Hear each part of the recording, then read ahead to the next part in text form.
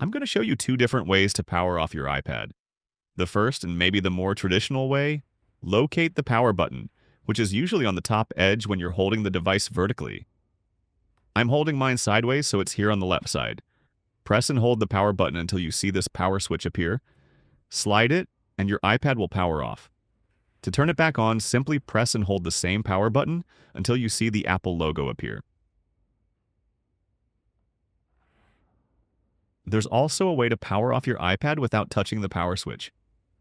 Swipe down from the top right corner of your screen to open your control center. You'll see a little power icon on the very top. I've noticed this one doesn't react to a quick tap, so you'll need to do a slightly longer press on it to bring up the power off slider. Then you'll slide it just like we did earlier, and your iPad will power off. Hope that helps. Leave a comment if you have any questions, and check out my iPad playlist for more simple guides like this.